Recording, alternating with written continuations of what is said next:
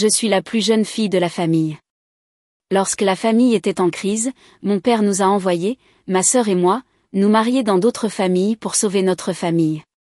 L'une d'elles était dirigée par un homme qui était le président d'une grande entreprise mature et qui venait de perdre sa femme. L'autre était le jeune patron d'une petite entreprise nouvellement créée. Ma sœur a choisi la première et s'est mariée avec un homme de cette famille riche et puissante. À contre-séure, j'ai choisi d'épouser le jeune patron de la start-up. Il n'était pas vieux mais un peu chauve et avait une apparence ordinaire. Plus tard, la petite entreprise s'est développée et est devenue le groupe le plus puissant de la ville. Avec une identité proéminente, je suis devenue la belle-sœur que tout le monde enviait. Cependant, ma sœur a été réduite à un instrument de pouvoir et de transactions financières dans cette famille riche et puissante et a vécu une vie pire que la mort. Renée dans cette vie, ma sœur a choisi le mode difficile au début. La petite entreprise a plus de potentiel de développement. Je l'épouserai. Voici 2 séries d'informations. Vous 2 pouvez choisir, dit mon père en regardant ma sœur et moi et en disant sérieusement. Comme vous le savez, notre entreprise familiale a besoin de la coopération et de l'aide de ces 2 sociétés. L'un peut fournir des fonds et l'autre peut fournir un support technique. Je ne peux pas faire le choix à votre place. Faites-moi savoir quand vous aurez pris votre décision. Dans la société moderne, est-il vraiment nécessaire de résoudre les problèmes par le biais d'alliances matrimoniales ? Je me suis demandé si les femmes devaient encore être les victimes de la famille à notre époque. Où est l'équité et la liberté ? J'ai levé les yeux vers ma sœur. Papa, la situation de l'entreprise peut être résolue sans alliance matrimoniale. Nous pouvons simplement négocier des affaires avec eux. Je n'ai pas étudié la gestion d'entreprise pour rien. Ma sœur a toujours été franche, mais dès qu'elle a dit ça, papa a rétorqué. Comment une ou 2 affaires peuvent-elles être comparées à la puissance d'une alliance familiale ? Il s'agit d'une affaire qui concerne 2 familles. Vos études en gestion ont été vaines. Tout le monde dans la famille savait qu'envoyer ma sœur étudier l'administration des affaires n'avait pour but que de lui permettre d'entrer dans une meilleure famille grâce à une alliance matrimoniale. Qui se soucierait du bonheur personnel ? Alors que j'étais dans un état second, ma sœur a parlé en premier, la petite entreprise a un potentiel de développement. Je l'épouserai. Au moment où nos regards se sont croisés, j'ai su que ma sœur était également née de nouveau. Dans sa vie antérieure, ma sœur a épousé le patron d'une grande entreprise, Reynard. Bien que nous ayons reçu un soutien financier en retour, le chemin vers le succès du grand patron s'est fait par le pouvoir et les transactions financières. Le beau visage et la silhouette parfaite de ma sœur sont devenus des outils pour ces transactions de pouvoir et d'argent, piétinant sa dignité et sa fierté sans laisser de place. Si ma sœur ne respectait pas cet arrangement, les affaires actuelles et futures de notre famille seraient condamnées. De plus, après le décès de mon père, les choses ont empiré. Il y prenait plaisir, pensant qu'avec le pouvoir et l'argent, il pourrait faire tout ce qu'il voulait. Parce qu'il considérait ma sœur comme un simple instrument d'alliance matrimoniale, et que le développement de la famille dépendait toujours de lui, il est devenu encore plus dénué de scrupules. Ma sœur vivait vraiment une vie pire que la mort. On dit que le mariage est la 2e vie d'une femme. Quand pourrait-elle sortir d'une telle vie ? Le patron de la petite entreprise était une option de repli. En tant que nouvelle force que notre famille devait soutenir, il jouerait un rôle très important dans l'avenir. Le patron, Ryan, n'était pas vieux mais un peu chauve. Il avait l'air plutôt rustique et avait une apparence ordinaire. Il est venu chercher de la coopération aujourd'hui. Voyant mon père et ma sœur sortir du bureau, il s'est précipité en avant d'un pas. Le sourire sur son visage semblait forcé et un peu tendu. Voici le plan proposé par notre société. Jetez un œil. Notre entreprise a vraiment besoin de ce projet. Si vous pensez qu'il n'est pas approprié, nous l'optimiserons et le modifierons, a-t-il dit sincèrement. Vraiment, c'était la même façon de parler que dans la vie précédente. C'est juste que dans ma vie précédente, c'était moi qui m'occupais de ces mots. Dans ma vie précédente, après mon mariage avec lui, les affaires de l'entreprise allaient bien pendant un certain temps. Après le décès de mon père qui ne pouvait plus s'occuper de l'entreprise a traversé plusieurs crises de vie ou de mort. Il a eu une liaison pendant notre mariage et voulait m'abandonner, moi et l'enfant dont j'étais enceinte, en emportant les fonds nouvellement amassés et son nouvel amant. Si ma sœur voulait un tel homme, je ne lui ferais pas concurrence. Es-tu marié? Ma sœur n'a même pas levé les yeux et a demandé à Ryan. Visiblement pris au dépourvu par la question, il ouvrit et ferma la bouche en balbutiant « non, pas encore ». Après avoir dit cela, il gratta les cheveux déjà clairsemés sur le dessus de sa tête. Quel imbécile, ma sœur roula des yeux et répondit avec impatience. Puis elle sortit du bureau à grandes enjambées.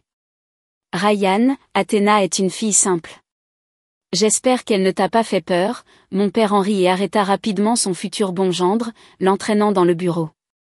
Il est facile d'imaginer qu'il allait finaliser le mariage de ma sœur. Puisque la famille Serafina, en tant que famille de l'épouse, avait pris l'initiative de le recruter, comment Ryan aurait-il pu refuser? Le mariage avec la famille avait déjà été négocié depuis longtemps. Il n'avait juste pas été décidé qui épouserait un membre de cette famille. Il était désormais décidé que j'étais choisi pour épouser Reynard. Comme sa famille était riche et puissante, il pourrait certainement apporter une aide supplémentaire à notre entreprise familiale. Je me suis dit que si je pouvais gérer une entreprise familiale aussi importante à l'avenir, ne serait-ce pas une bonne chose? Le mariage n'a pas été célébré en grande pompe. Les deux familles venaient de dîner ensemble et, par une simple cérémonie, cette alliance matrimoniale consistant à épouser une famille riche et une famille moins importante prit fin. Serafina, il serait préférable que tu sois un peu plus belle. Reynard me fit un sourire charmant mais quelque peu diabolique et me regarda de haut en bas, ce qui me mit très mal à l'aise. Je n'étais pas aussi belle que ma sœur. Ma sœur était une jeune femme à la peau claire et belle, dotée d'un savoir profond. Quant à moi, j'avais une apparence ordinaire, une silhouette ordinaire et mes résultats scolaires étaient également ordinaires. Il n'était pas étonnant que Reynard me méprise. Sinon, dans la vie précédente, quand j'étais avec Ryan, il n'aurait pas eu de liaison pendant notre mariage et n'aurait pas voulu m'abandonner. Quel genre d'apparence est considéré comme belle?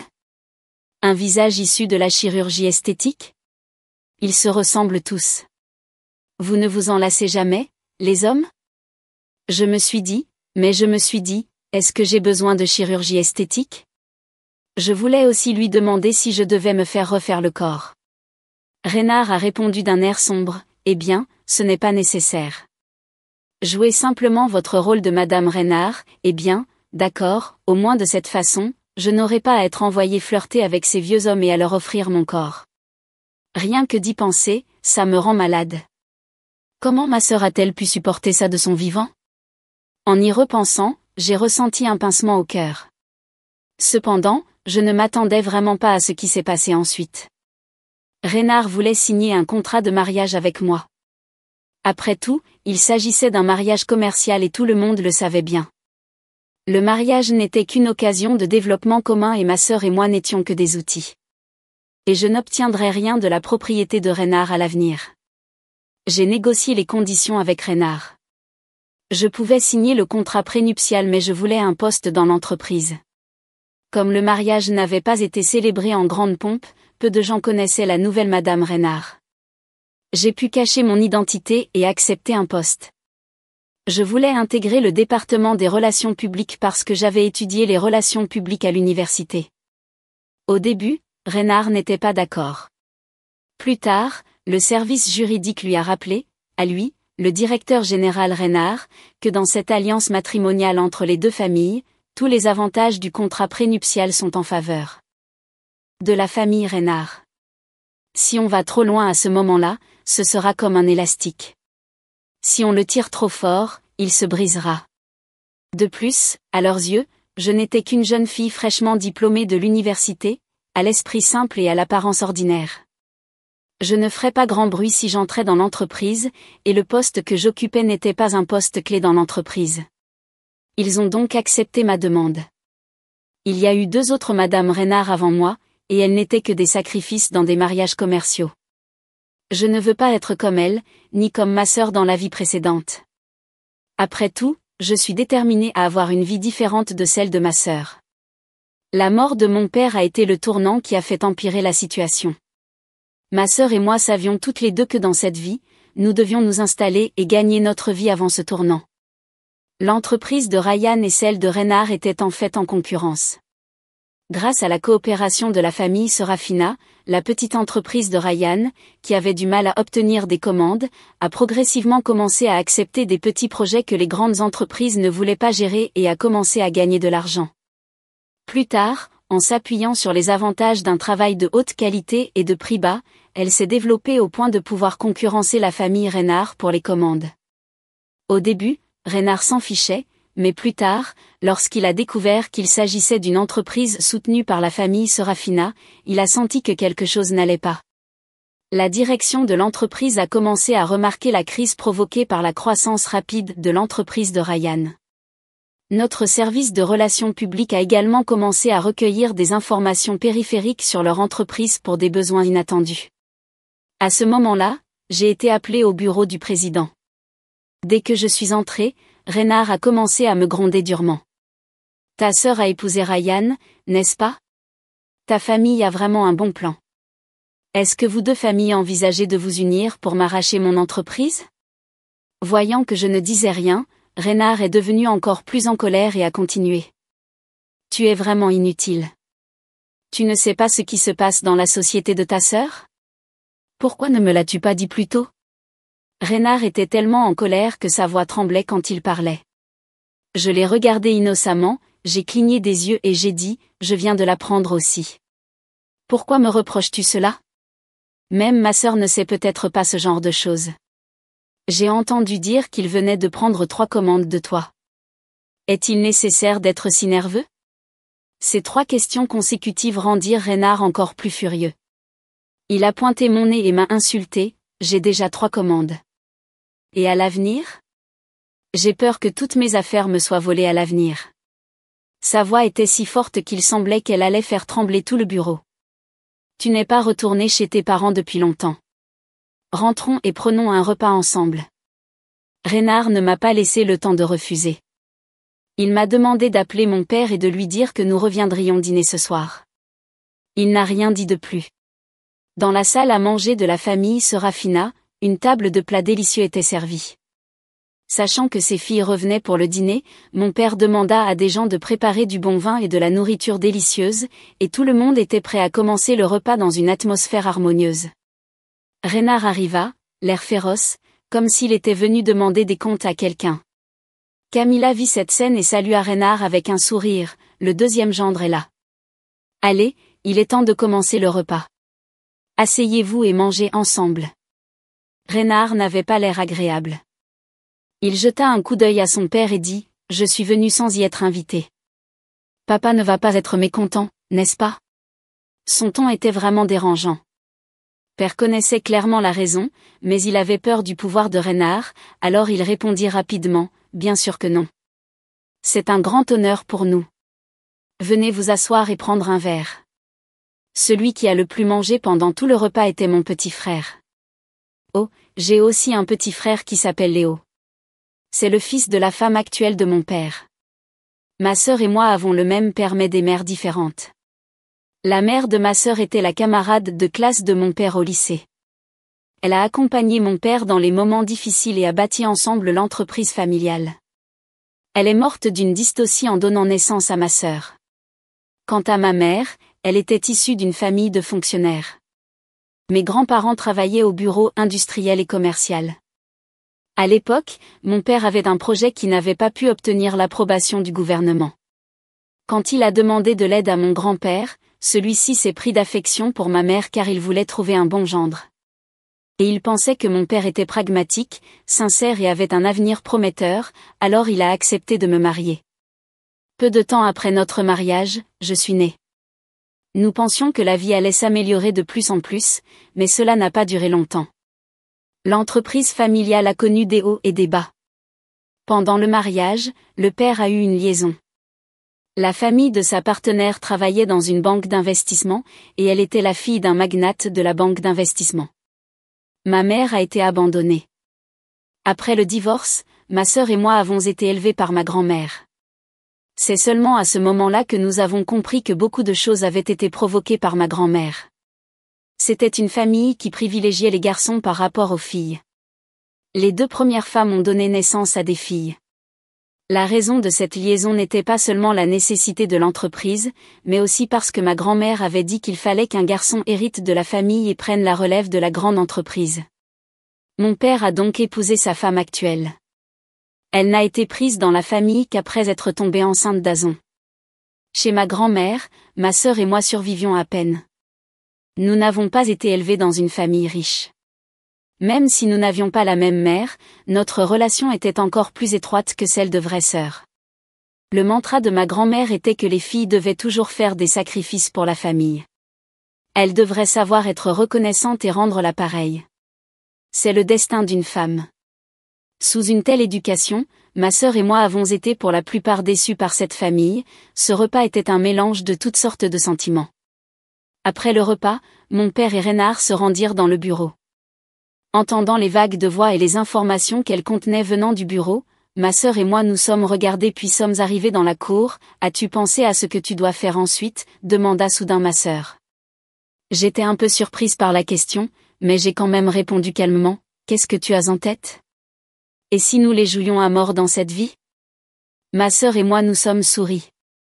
J'ai remis à ma sœur un disque contenant des preuves des transactions financières et du pouvoir de Reynard. C'était l'option de secours que j'avais préparée. J'avais déjà obtenu ces preuves de Reynard il y a longtemps. Ce n'était pas non plus une personne facile. Pour faire chanter ses adversaires, il gardait des sauvegardes des vidéos, et moi non plus, je n'étais pas facile à gérer. J'ai aussi fait des sauvegardes, tout ça pour me permettre de m'en sortir. Dans sa vie précédente, ma sœur a été traitée comme une prostituée par Reynard et a été forcée de servir ses hauts fonctionnaires et nobles. Après tout, ma sœur était la fille d'un propriétaire d'entreprise.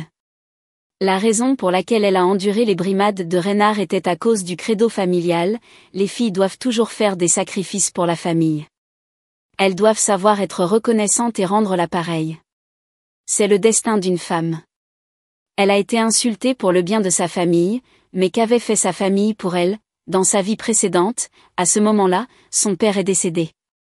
Personne ne défendrait ma sœur. Elle n'a jamais osé dire quoi que ce soit. Après le décès de mon père, mon frère cadet a repris l'entreprise. Il a vécu une vie dissipée et l'entreprise était au bord de la faillite. Le sort de ma sœur et de moi-même a également été affecté. Il n'y avait plus personne sur qui compter chez ses parents. Reynard a demandé à ma sœur d'accompagner des clients, et elle a beaucoup souffert. Même certains de ses camarades de classe en administration des affaires, voyant ce qu'était devenue ma sœur, ont dit qu'elle n'avait aucun principe moral. Que l'entreprise familiale avait fait faillite et qu'elle avait été envoyée pour servir les autres. Et lors d'une réception, ma sœur a été piégée par Reynard. Leur comportement était trop extrême et ils sont morts sur le coup. Quant à moi, aux yeux de Ryan, j'avais également perdu le sens d'être quelqu'un sur qui il pouvait compter.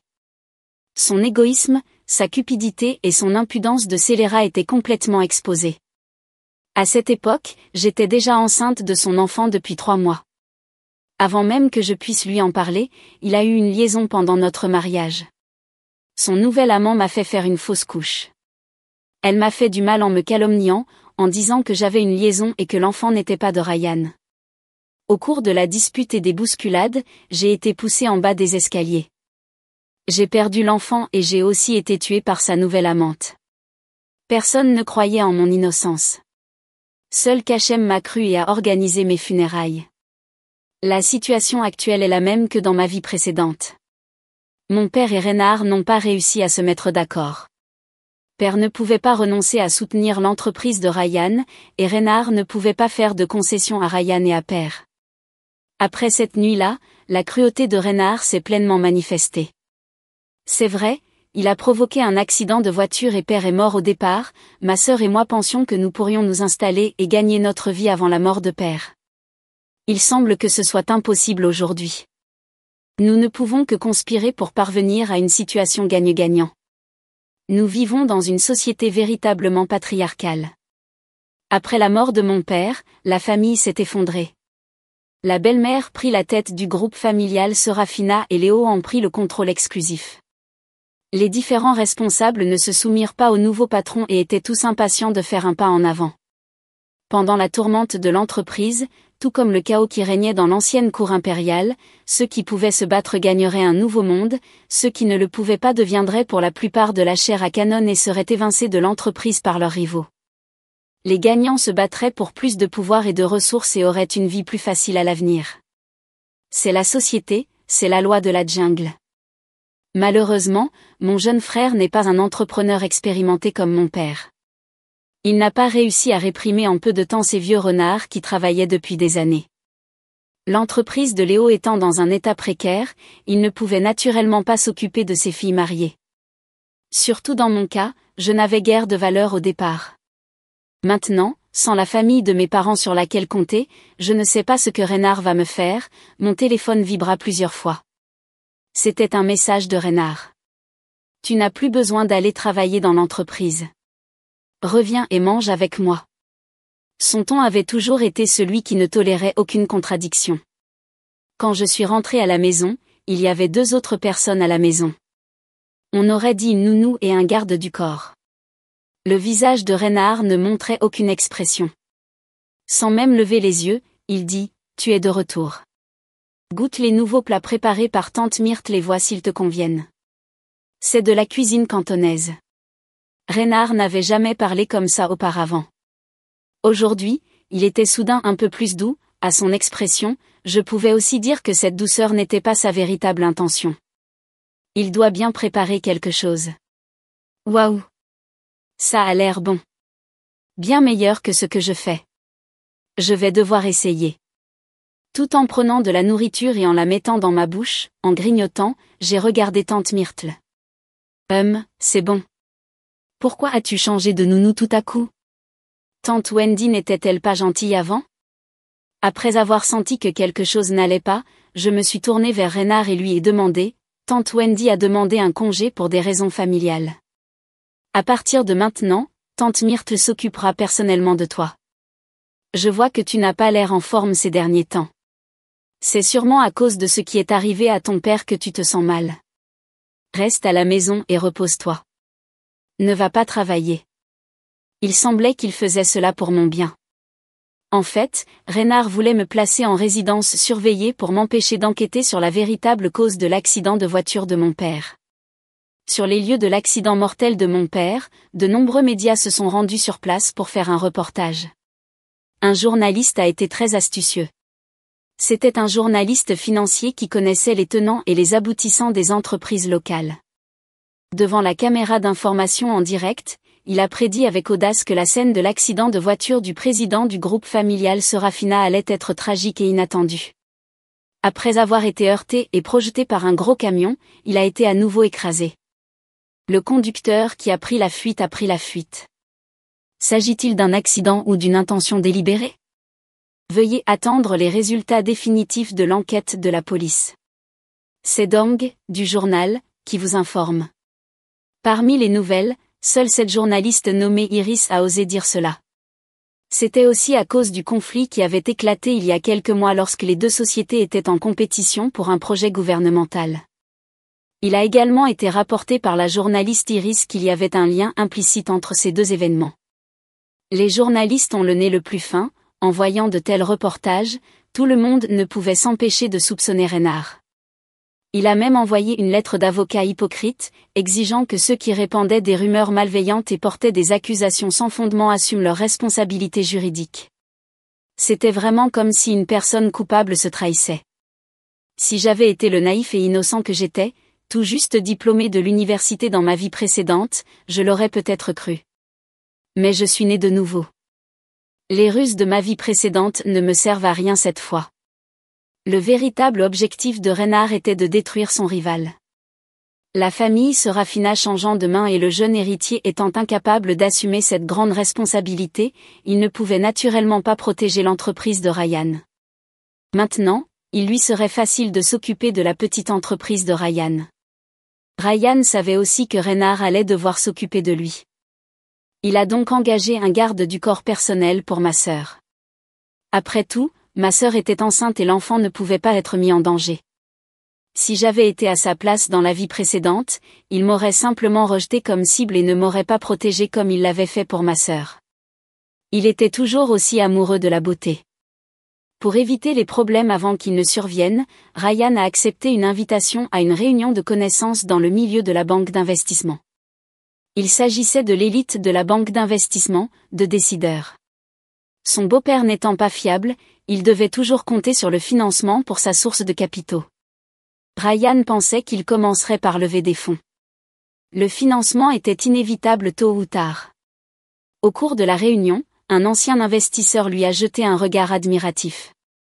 Ryan, directeur général, cette start-up a un grand potentiel. Surtout maintenant qu'elle peut rivaliser avec les géants du secteur pour les projets, elle vaut toujours la peine d'y investir. Puis le ton a changé. C'est-à-dire que le plus gros problème du moment, c'est que tu as touché le gâteau. Comment vas-tu gérer ça, toi, le jeune homme prometteur ? Ryan n'était pas doué avec les mots et n'a réussi à articuler que quelques mots.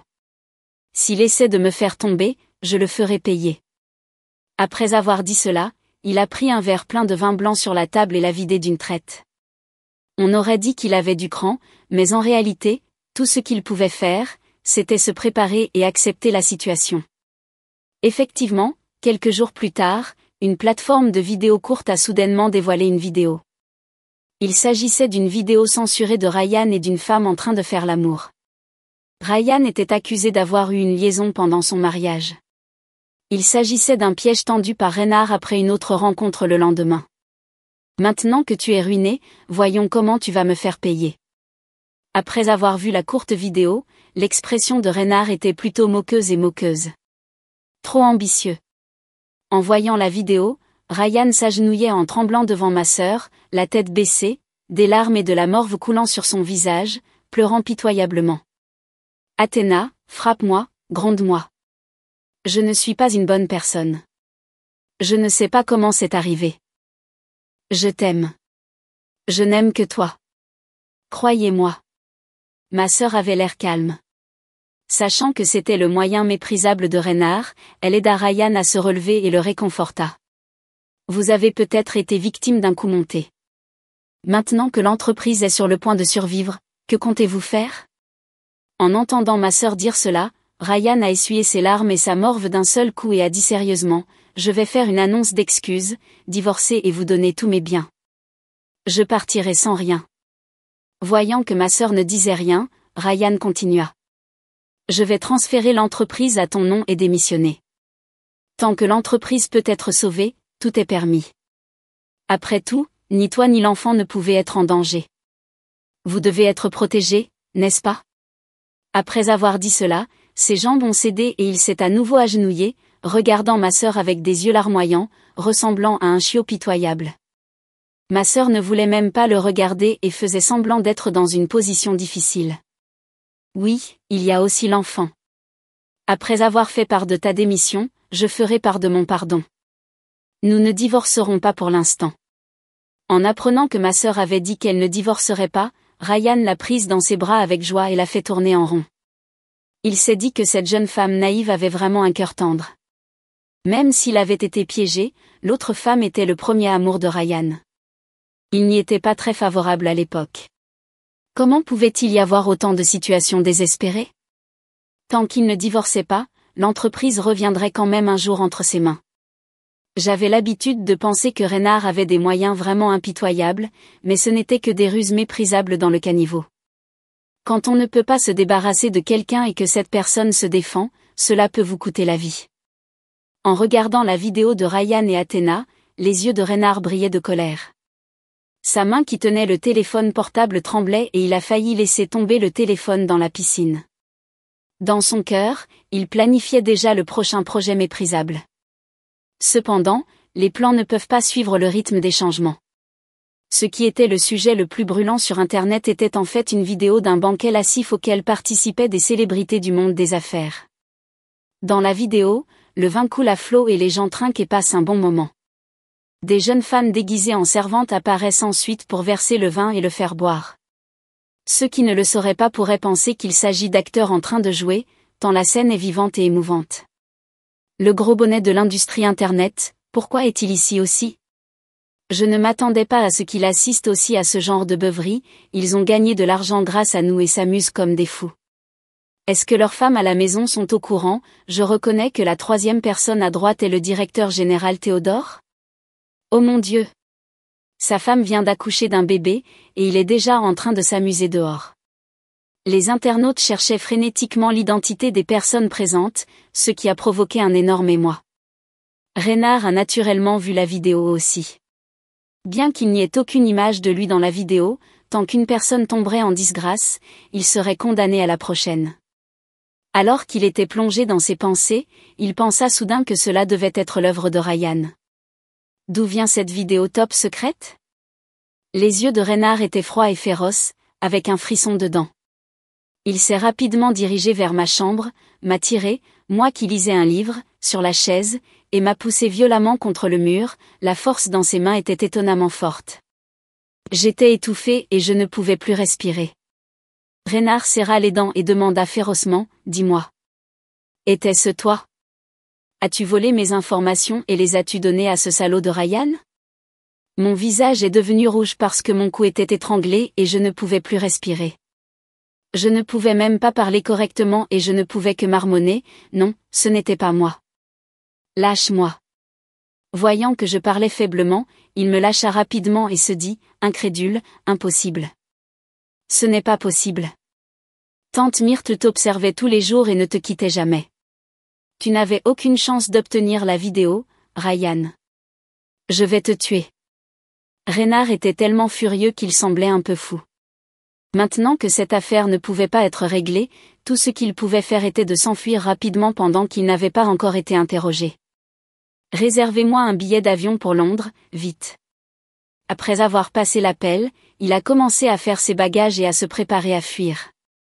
Ce n'était pas si facile. Après avoir fait tant de mauvaises choses et avoir toujours essayé de s'échapper, sur Internet, une deuxième vidéo explosive est apparue et Reynard était complètement condamné. Dans une pièce sombre, Reynard dit à un homme d'âge moyen à la silhouette mince qui lui tournait le dos, 2 millions de yuan suffisent à couvrir les dépenses de ta famille toute une vie. N'oublie pas, tu dois frapper à pleine vitesse et t'assurer de tuer. Tu as compris? Oui, directeur général Reynard. Prenez bien soin de ma famille. Dans la courte vidéo, on pouvait clairement voir le visage de l'homme maigre. Le titre de la vidéo était « Embaucher un tueur pour commettre un meurtre, un crime impardonnable ». Dès la sortie de la vidéo, certaines personnes ont reconnu ces deux personnes et ont laissé des commentaires les uns après les autres. Je connais cet homme. C'est Eden, de notre village. Il conduit un camion pour transporter des déchets de construction. Qui allait-il percuter? N'était-ce pas l'accident de voiture du président du groupe familial Serafina il y a quelque temps? Est-ce que c'est lui qui a provoqué l'accident? Qui est la personne qui nous tourne le dos? Il y a eu un flot de commentaires, et le compte officiel de la police a également commenté, en cours d'enquête. Nous allons certainement dire la vérité à tout le monde. L'accident de voiture du père avait été classé comme un accident auparavant. Avec la diffusion de cette vidéo, la police a relancé l'enquête. Parmi les nombreux commentaires, l'un d'eux disait « La personne qui a engagé le tueur ressemble au directeur général Reynard de la famille Reynard. » Immédiatement, des centaines de commentaires et de réponses ont suivi, ce n'est pas seulement qu'il lui ressemble. C'est définitivement lui. Ainsi, le monde des affaires de la ville était en émoi. Les grands patrons de diverses entreprises se cachaient, certaines d'entre elles étaient occupées à envoyer des lettres aux avocats. La police était occupée à arrêter le meurtrier, débordant d'activité et d'excitation, tout fut finalement réglé et je fus blanchi de toute implication. Grâce à ce contrat prénuptial, je n'étais pas du tout impliqué, Reynard fut arrêté et la famille Reynard fit faillite, le véritable coupable de l'accident de voiture de mon père fut arrêté et l'affaire fut classée. La vérité sur le fait que Ryan ait été piégé a également été révélée. Ces différents incidents ont duré quelques mois.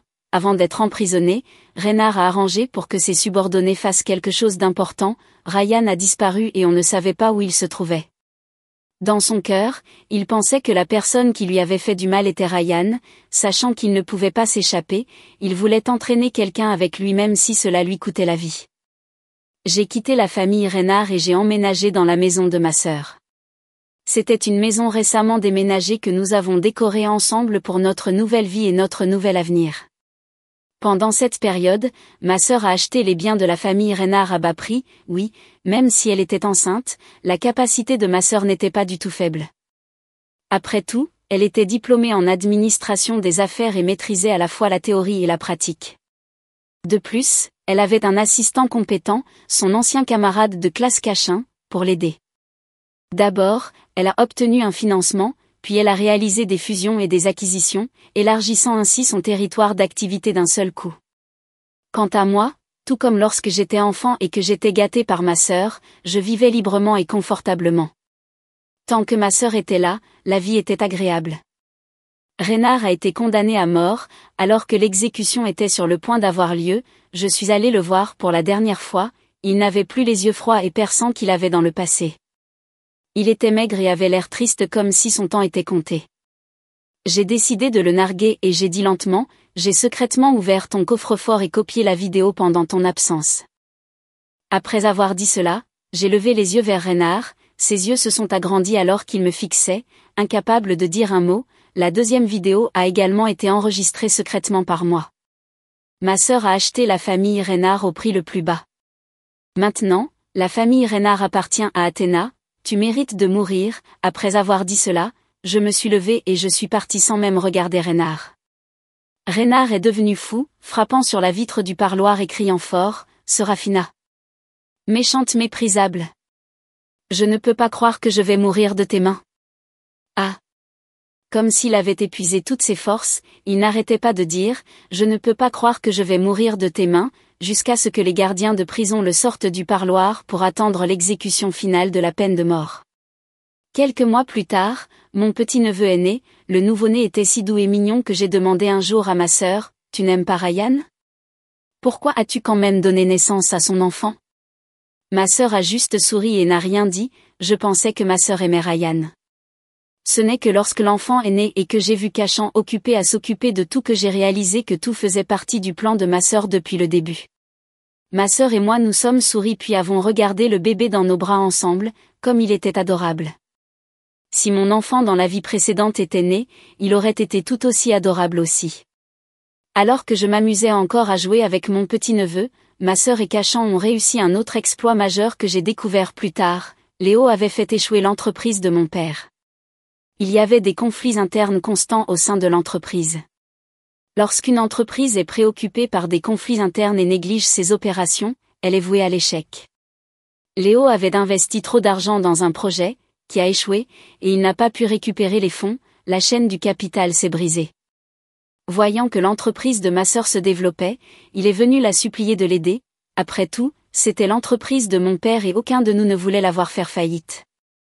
En voyant les supplications pitoyables de mon frère, j'ai presque oublié à quel point il avait été laid lors de l'achat de la propriété familiale. Dans la vie précédente, après la mort de mon père, j'ai été victime d'un coup monté et ma sœur a été utilisée comme un instrument. Si seulement Léo avait fait quelque chose, s'il avait pu soutenir la famille Serafina ou reprendre ses deux sœurs, la fin tragique de notre mort n'aurait pas eu lieu. À l'époque, il avait peur que les deux sœurs reviennent et s'emparent de la propriété familiale, alors il a fermé les yeux, tout cela était également dû au conseil et à l'instigation de notre chère belle-mère. Dans cette vie, après la mort de papa, nous ne l'avons jamais vu nous tendre la main. Ma sœur, enceinte, a dû aller chercher le financement et négocier les projets toute seule, tandis que Léo n'a pas levé le petit doigt. Et maintenant, il s'attendait en fait à ce que ma sœur le sauve, il ne venait que pour s'accrocher à elle maintenant qu'elle allait bien, telle est l'inconstance du monde. Athéna, je sais qu'après le départ de ton père, nous n'avons pas pris soin de toi à temps, tu dois nous comprendre. À ce moment-là, avec le changement de pouvoir dans l'entreprise, nous n'avons vraiment pas pu t'aider, Camilla est également arrivée. Voyant que ma sœur les ignorait, elle dit lentement, son ton teinté de supplication. Oui, grande sœur. Je suis encore jeune et j'ai beaucoup à apprendre de toi en termes d'expérience en gestion. Cette fois, l'entreprise est vraiment au bord de la vie ou de la mort. S'il te plaît, ma sœur, donne-nous un coup de main et sauve l'entreprise de mon père. Mon frère intervint aussi, l'air sincère, les yeux fixés sur ma sœur, espérant apercevoir une lueur de pardon sur son visage. Mais ma sœur resta impassible, les entendant dire cela, elle se leva de son siège et commença à s'occuper des pivoines et des narcisses qu'elle faisait pousser sur le balcon. Voyant que ma sœur ne répondait pas, Camilla reprit la parole. Si tu ne m'aides pas, j'ai peur que les gens disent que tu n'es pas pitoyable. Si tu vois l'entreprise de ton père faire faillite alors que tu as la possibilité de la sauver mais que tu refuses de le faire, si c'est le cas, j'ai peur qu'il te soit difficile de faire des affaires à l'avenir. Qui, dans le monde des affaires, ferait des affaires avec une personne qui ne respecte pas ses principes? Les mots de Camilla étaient tranchants, quelle manœuvre de chantage moral astucieuse, oh! Qui dirait ça? Les affaires ont toujours été une question d'intérêt. S'il y a des intérêts communs, la coopération vient naturellement. Dans le monde des affaires, il n'y a pas d'ennemis ou d'amis éternels. Camilla, ne comprends-tu pas cette simple vérité?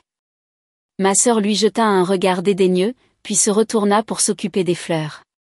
Camilla sembla avoir compris l'allusion de ma sœur et demanda d'un air renfrogné. Athéna, non, directrice générale Athéna, énonce tes conditions. C'est mieux ainsi. Au lieu de me plaindre et de recourir au chantage moral, ça ne sert à rien, ma sœur lui lança un regard comme pour dire, enfin, tu as compris. Tu es venu me supplier. Tu n'es sûrement pas venu sans savoir ce que je voulais? Pourquoi, réticente à donner? Bien sûr, Camilla savait ce que ma sœur voulait. Il ne faisait que tester les résultats financiers de ma sœur, dans l'espoir de faire baisser encore plus le prix. L'entreprise a été léguée à Léo par ton père. Ton père ne détenait que 51% des actions de son vivant. C'est impossible de te donner tout ça. Je n'en veux pas autant non plus. 40%. Quoi? Impossible. On ne peut pas se permettre de donner autant. 30% au maximum. Camilla continuait à marchander, pensant que ma sœur allait céder. Mais mon frère, au bord des larmes, a dit, « Maman, si ma grande sœur peut sauver l'entreprise, pourquoi ne pas lui donner 40%? Si ma sœur ne l'aide pas, l'entreprise disparaîtra. » Contre toute attente, mon frère s'est montré plus raisonnable que sa mère. Selon les conditions convenues, ma sœur a promis de les aider. Ils ont obtenu les fonds et l'entreprise a survécu. Mais la concurrence interne malsaine et les mauvaises pratiques ont empêché l'entreprise de perdurer. Bientôt, la première réunion des actionnaires eut lieu. En regardant le rapport de l'entreprise de Léo, les actionnaires chuchotaient et discutaient entre eux. L'entreprise ne gagnait pas d'argent du tout et la scène était chaotique. Petit directeur général Léo, dans quelle direction l'entreprise compte-t-elle se développer à l'avenir?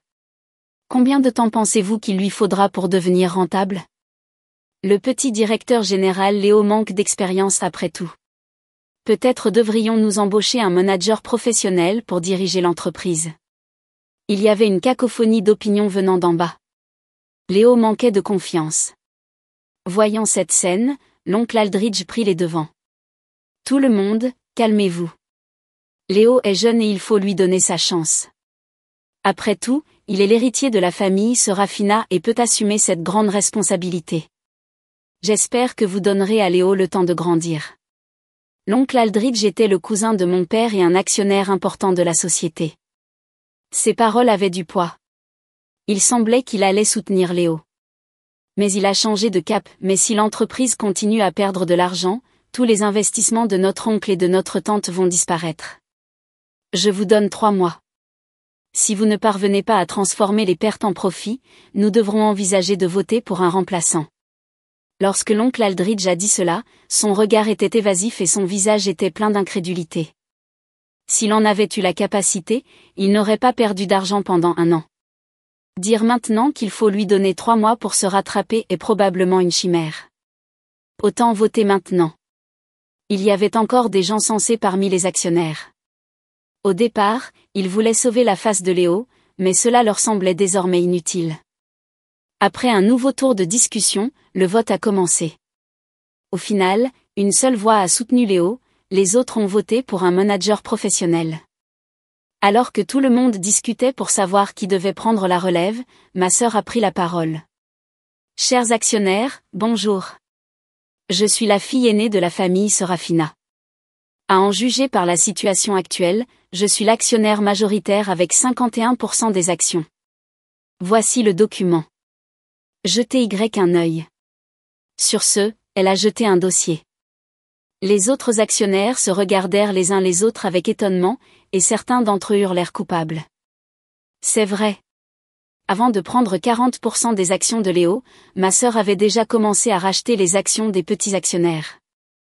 De nombreux actionnaires qui n'avaient pas confiance en Léo ont vendu leurs actions à ma sœur. Elle a réussi à réunir 11% des actions. Avec celle de Léo, cela représentait exactement 51%, ce qui lui a permis de prendre le contrôle de l'entreprise précaire et en faillite pour la diriger à nouveau. Face à ma sœur, la fille aînée de la famille Serafina, les actionnaires étaient très satisfaits. Après tout, elle dirigeait déjà une entreprise importante et prospère. Bien sûr, ils espéraient qu'elle prendrait la relève. Maintenant que la situation était réglée, tous les actionnaires soutenaient ma sœur. Après tout, qui ne voulait pas gagner d'argent, mon frère et ma belle-mère ont été expulsés du groupe familial Serafina. La participation de 10% de mon frère resterait inchangée, car c'était ce que son père lui avait laissé. Pour le reste, il n'avait aucun droit de direction ni aucun poste dans l'entreprise.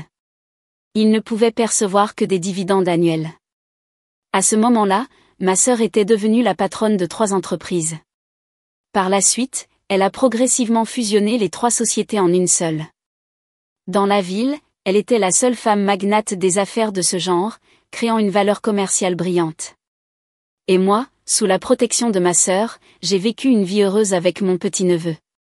Je n'avais plus besoin de me sacrifier pour les autres et je pouvais vivre pleinement pour moi-même.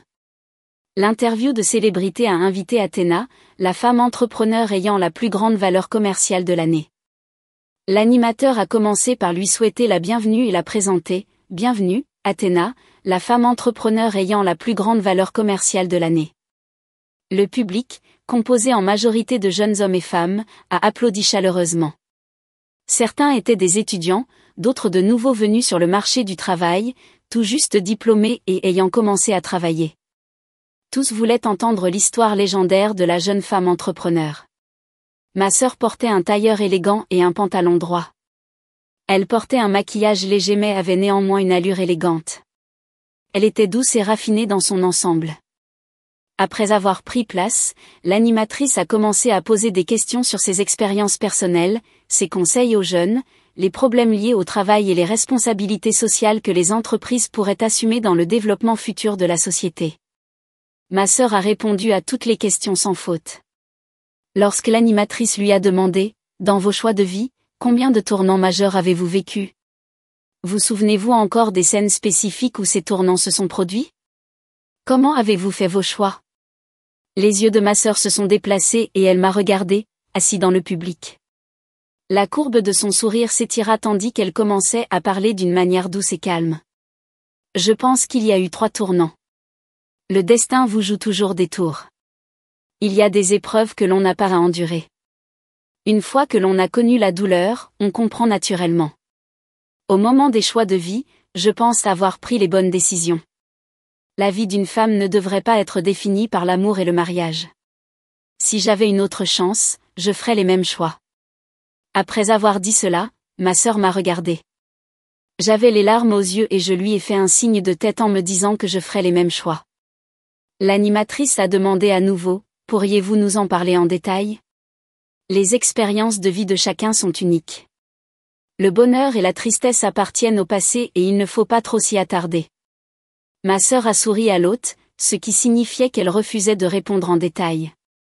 L'hôte a posé la dernière question. Pourriez-vous laisser un message aux jeunes présents ici? Le monde espère que vous deviendrez des roses, mais vous n'êtes pas obligé d'être une rose.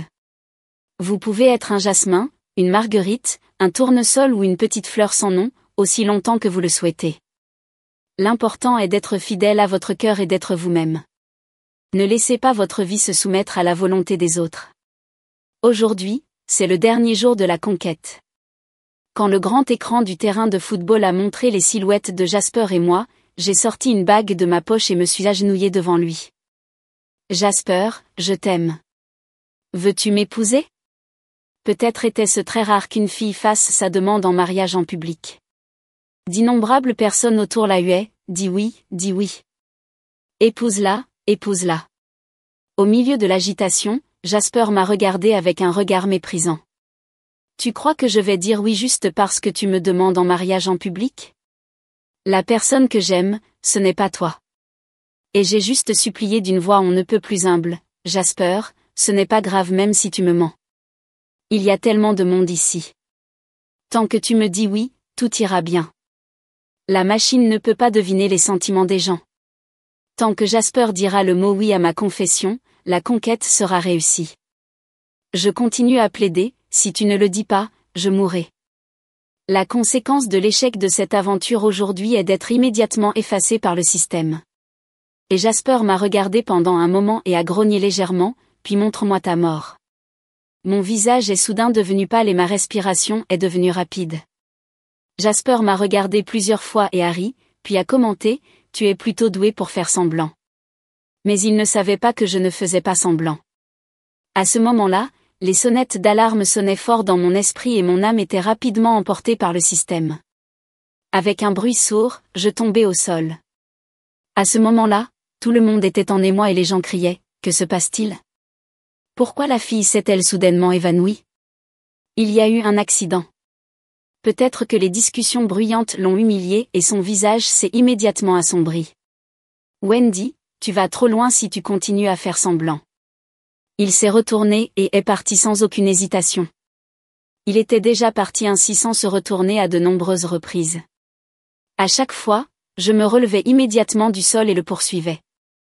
Mais cette fois, je ne pourrais plus jamais me réveiller. Quand je suis arrivé dans ce monde, celui que le système m'a demandé de conquérir était Jasper, le personnage masculin secondaire de ce roman sadique. Il aimait profondément l'héroïne mais n'arrivait pas à la conquérir. Ses innombrables confessions à l'héroïne étaient toujours contrecarrées par l'apparence désinvolte de l'héroïne. Finalement, pour protéger l'héroïne, il sacrifia sa propre vie et aida la fille qu'il aimait le plus à trouver le bonheur. Presque aucun lecteur ne pouvait rester indifférent à un tel dévouement. C'est pourquoi, en plus de la conquête, j'étais aussi sincèrement amoureuse de lui. Je voulais le sauver, changer son destin et lui donner l'amour le plus unique et le plus spécial du monde. À tel point que lorsqu'il a rejeté ma confession pour la première fois, lui tournant le dos alors qu'il se retournait pour partir, je lui ai crié à haute voix, « Jasper, je deviendrai la personne la plus importante de ton cœur. » Je le ferai certainement. Je le pensais et j'y croyais fermement. J'ai fait de mon mieux pour être gentille avec lui, je l'ai poursuivi sérieusement et avec persévérance et je lui ai présenté mon cœur sincère. Mais j'avais oublié.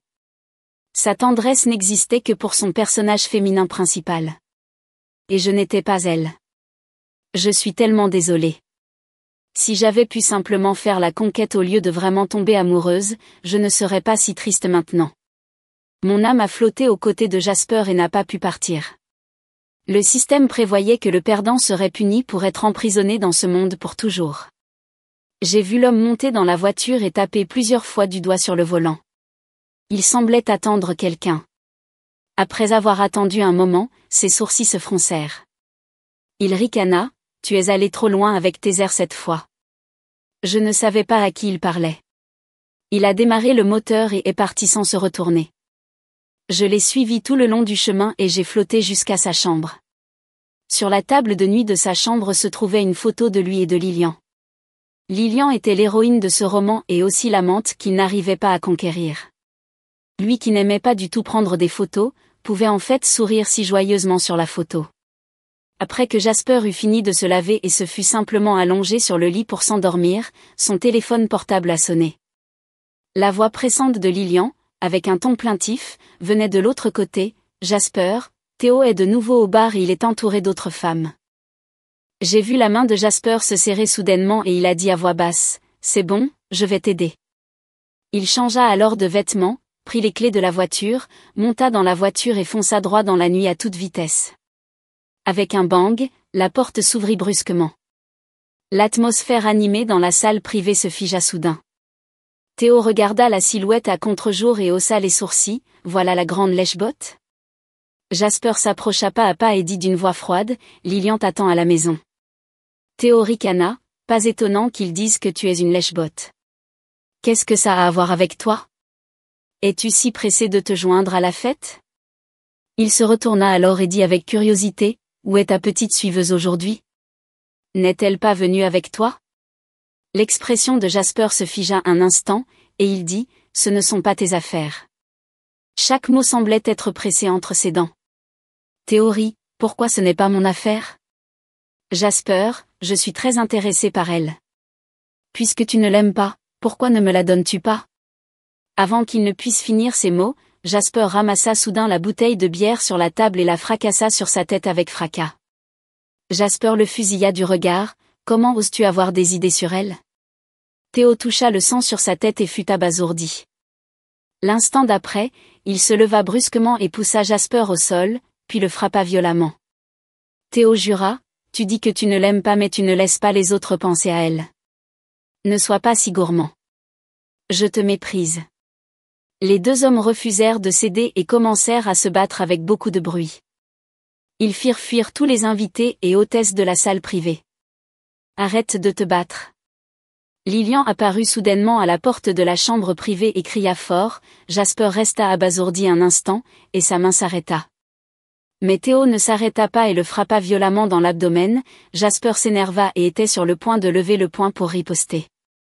Lilian protégea soudain Théo et lui serra le poing, suppliant, ne le frappe pas, Jasper, s'il te plaît. En fait, Jasper était une personne très paranoïaque et têtue. Presque personne ne parvenait à le persuader. Mais tant que Lilian le regardait avec ses yeux doux, Jasper obéissait à tout ce qu'elle disait. À ce moment-là, Jasper serra et desserra son poing, mais finit par le baisser lentement. Lorsqu'il posa sa main, il toucha même doucement la tête de Lilian, ce qui me fit flotter dans les airs et me moqua de moi-même. Face au départ de Jasper, Théo dit soudain, Jasper, continue à faire les idiots. Un jour, quand elle se réveillera, elle te larguera à coup sûr. Elle semblait faire référence à moi, Jasper tourna la tête et ne prononça qu'une seule phrase. Elle ne me quittera jamais. Jasper se tenait sous le lampadaire et n'est pas entré immédiatement dans la conversation. Il a juste ouvert son téléphone portable, a cliqué sur la boîte de discussion avec moi et a fait défiler la page plusieurs fois. Dans la boîte de discussion, presque tous les messages étaient de moi, et Jasper ne répondait qu'une ou deux fois de temps en temps. Et pendant toute la journée, je n'avais pas envoyé un seul message, ses sourcils se fronçaient encore et encore, et il y avait une impatience rare dans ses yeux. Finalement, il a envoyé un nœud, juste un mot, a posé son téléphone portable, il a commencé à attendre avec confiance. Mais au bout de 5 minutes, il s'impatienta. Où est-elle? Est-elle déjà endormie? Il serra de plus en plus fort son téléphone portable dans sa main, puis leva le pied et renversa la poubelle au bord de la route. Il semblait très en colère. À ce moment-là, le téléphone portable sonna avec un bruit de ding-dong. C'était un appel vocal. Son humeur s'est immédiatement calmée. Il a retroussé les coins de sa bouche et a attendu 2 secondes avant de taper pour répondre. Allô? Jasper, est-ce que tu viens à l'enterrement de Wendy? Au téléphone, la voix du meilleur ami était basse et mêlée de tristesse. Comme s'il ne s'attendait pas à ce que ce ne soit pas moi qui appelle, les coins de la bouche de Jasper se sont affaissés un instant, puis il a rapidement ricané. Un enterrement? Elle est allée trop loin avec son jeu d'acteur. Elle a dit que si je ne l'épousais pas, elle mourrait. Elle est si impatiente de se marier? Et elle utilise même l'enterrement pour me forcer? Toi, la meilleure amie, tu as réprimé ta colère. La semaine prochaine, son corps sera incinéré par un con. Même si tu t'en fiches, s'il te plaît, ne l'insulte pas. Les morts doivent être respectés. Jasper renifla avec mépris. Elle est si vivante. Comment a-t-elle pu mourir? Comme s'il ne pouvait plus le supporter, le meilleur ami finit par maudire. Tu es si méprisable. Pourquoi ne vas-tu pas mourir? Avec un bip, le téléphone fut raccroché proprement par elle, Jasper fronça les sourcils et découvrit que je n'avais toujours pas répondu au message même après la fin de l'appel. Il leva son pied et renversa à nouveau la poubelle au bord de la route. Il marmonna pour lui-même, je vais voir quel tour tu me joues. Le lendemain matin, Jasper s'est réveillé et a appelé Wendy. Il n'a pas répondu pendant un long moment. Il s'est levé et a constaté que pour la première fois, il n'y avait pas sur la table le plateau de petit déjeuner que je lui avais préparé. Il était à nouveau abasourdi. Il s'est allongé sur la table, comme s'il lui avait fallu un certain temps pour se rappeler que ma meilleure amie avait dit que j'étais déjà morte. Il a ricané, c'est bien qu'elle soit morte. Finalement, plus personne ne m'embêtera. Afin de le poursuivre et de mieux m'occuper de lui, j'ai volontairement loué une maison à côté de la sienne et j'ai réussi à récupérer sa clé d'une manière ou d'une autre. Chaque matin, je lui préparais le petit déjeuner et je lui choisissais ses vêtements pour la journée. Je pensais être très attentionnée, mais contre toute attente, Jasper avait toujours trouvé cela ennuyeux. Il s'est levé, a ouvert le réfrigérateur et a sorti un œuf. Lorsqu'il a cassé l'œuf et l'a mis dans la poêle pour le faire frire, Jasper a même dû lire les instructions pour allumer le feu. L'œuf roulait dans la poêle. Il ne parvenait pas à contrôler la chaleur et la poêle devint noire en peu de temps, ce qui le rendit vraiment mauvais en cuisine. Jasper resta là, l'air impassible, tapa sur la poêle et la posa, puis alla dans la chambre pour se changer et sortit. Sans moi pour l'aider à choisir, il mit une longue et une courte chaussette. Heureusement, ils étaient cachés par son pantalon de costume, donc tout cela ne se voyait pas. Dans les jours qui ont suivi, Jasper s'est mis à perdre son sang-froid dans l'entreprise. Lorsqu'il a jeté le carnet de planification au visage du directeur et a hurlé « Tu n'as pas mangé ?» J'ai pu voir que les jambes du directeur étaient si faibles qu'il semblait sur le point de tomber dans la seconde qui a suivi. Je ne sais pas si le gérant avait perdu la tête, mais il a demandé en tremblant « Avez-vous mangé ?» Je pensais que Jasper allait le chasser d'un coup de pied, mais contre toute attente, Jasper est resté silencieux pendant 2 secondes et a dit « Non ». Le gérant a semblé comprendre pourquoi Jasper avait été si anormal ces 2 derniers jours. Il a demandé avec des mains tremblantes « Que voulez-vous manger ?»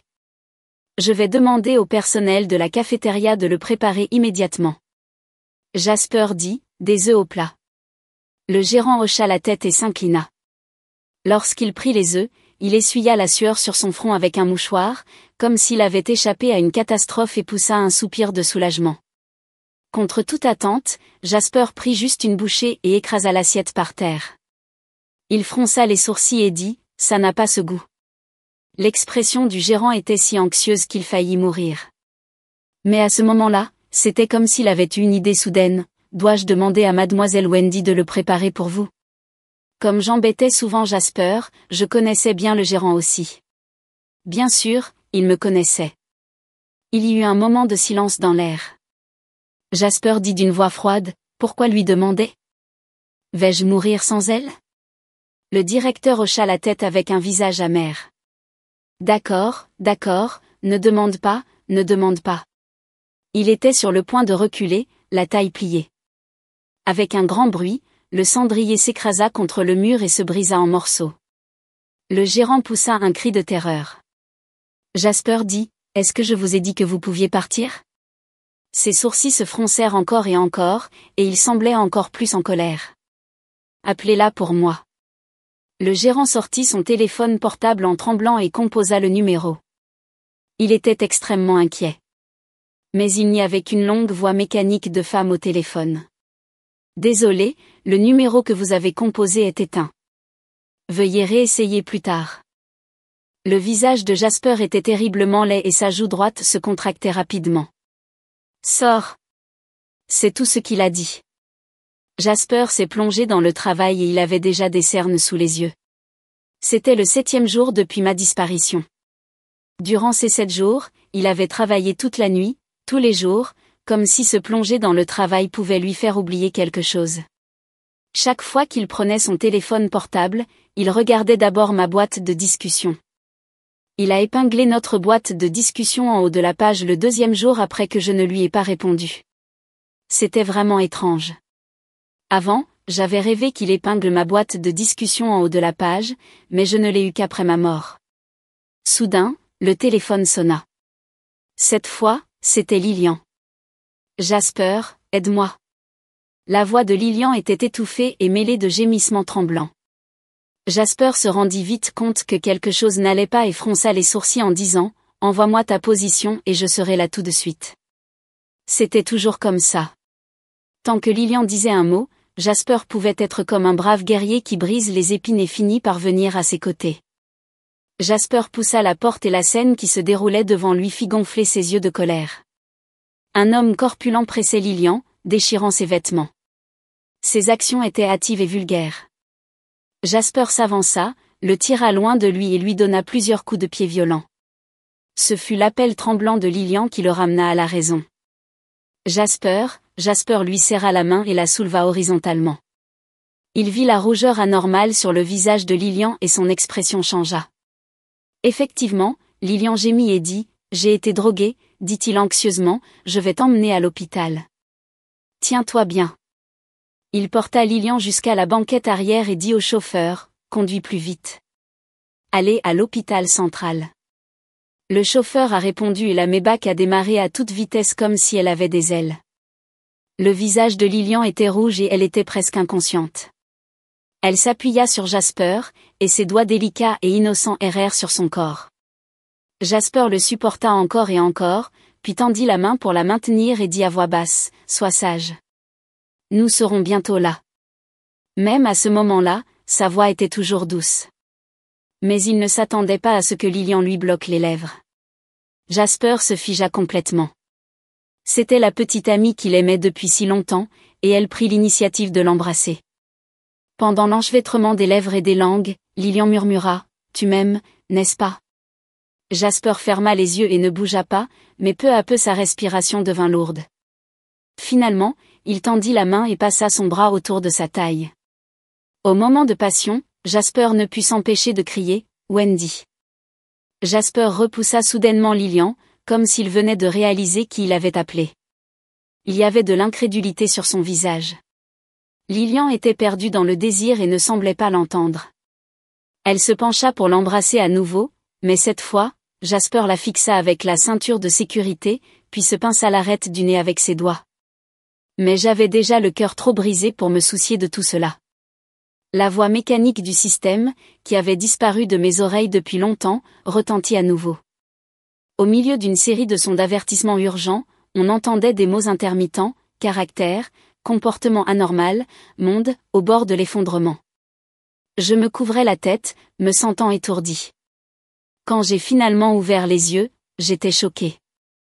En fait, j'étais assise sur le toit de la Maybach. Le vent froid soufflait avec force, balayant ma jupe. J'avais été effacée par le système. Comment pourrais-je revenir ici et même avoir un corps physique ? La voix douloureuse de Lilian provenait de l'intérieur de la voiture, « Jasper, viens me prendre dans tes bras. Je ne peux plus le supporter. » Jasper dit, « J'ai déjà appelé Théo. » Il est en chemin. Lilian a dit, « Je ne veux pas le voir. » Mais je n'avais pas le temps de m'en préoccuper. J'ai pris quelques grandes inspirations. L'instant d'après, je suis tombée de la Maybach qui roulait à toute allure. Quel était ce bruit ? Avons-nous heurté quelqu'un ?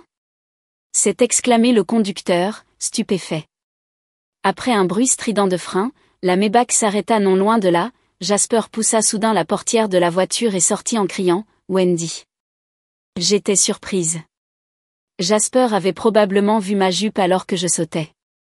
Il appela Wendy plusieurs fois de suite, l'air anxieux et troublé. J'ai regardé l'homme fouiller les alentours, s'approcher pas à pas, et s'est finalement arrêté, à seulement 1 mètre de moi. Il y avait un sac poubelle en lambeaux accroché à la branche devant moi. Tant qu'il était retiré, Jasper me retrouverait. Il s'accroupit et tendit la main. À cet instant, les poils de mon corps se dressèrent. Jasper. La voix douloureuse de Lilian résonna. Où es-tu allé ? Je suis tellement mal à l'aise. Le mouvement de l'homme s'arrêta presque imperceptiblement. Il se leva et se retourna pour repartir. Allons à l'hôpital, dit-il. Je me cachai dans les buissons et poussai un soupir de soulagement. Après le départ de Jasper, je courus aussi vite que je le pouvais sur le petit sentier. C'était ridicule. Je l'aimais tellement, mais maintenant je l'évitais comme s'il était une inondation féroce ou une bête terrifiante. Quand j'ai arrêté, mon cœur battait toujours fort. J'avais besoin de réfléchir à la raison de tout cela. Bien sûr, j'avais été effacée par le système, mais soudain, j'avais un corps physique, et tout cela a commencé à partir du moment où Jasper a accidentellement appelé Wendy. Avant cela, l'intrigue se déroulait comme d'habitude. En pensant aux mots du système qui semblait être un dysfonctionnement à l'instant, j'ai fait une supposition audacieuse.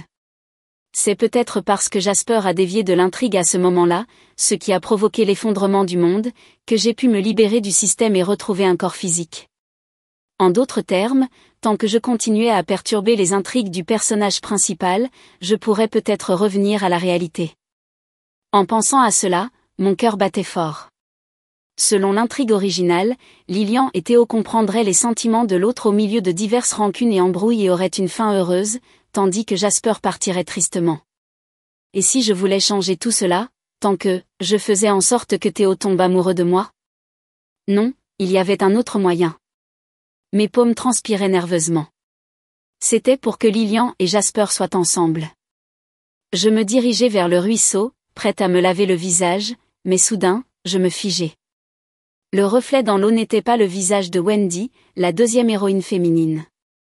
C'était mon propre visage. Juste à ce moment-là, une forte lumière a brillé au loin, plusieurs voitures ont tourné à un coin de rue et se sont soudainement arrêtées devant moi. Plusieurs hommes en noir sont sortis des voitures et m'ont immobilisé. Pendant un moment, j'étais pleine de doutes et de craintes. Un homme en costume s'est approché lentement de moi, s'est accroupi et a soulevé mon menton avec sa main. En fait, c'était Théo. Il y avait une tache de sang sur son arcade sourcilière pour une raison inconnue, ce qui le rendait encore plus froid. C'est seulement à ce moment-là que j'ai entendu quelqu'un à côté de lui dire que le jeune maître Théo avait été assassiné ce soir. L'assassin a sauté de la voiture et s'est enfui. La traînée de sang s'étend jusqu'ici. Mademoiselle, pourquoi êtes-vous apparue ici? Mon esprit tournait à toute vitesse et je me suis vite rendu compte que j'étais tombée par hasard sur ce complot d'assassinat.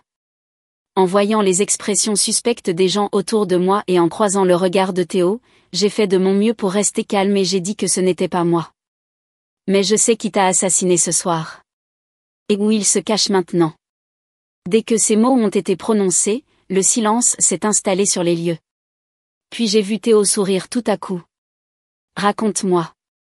Comme j'avais lu l'œuvre originale, j'avais encore ce petit avantage. J'ai dit rapidement, c'est ton rival qui a fait ça.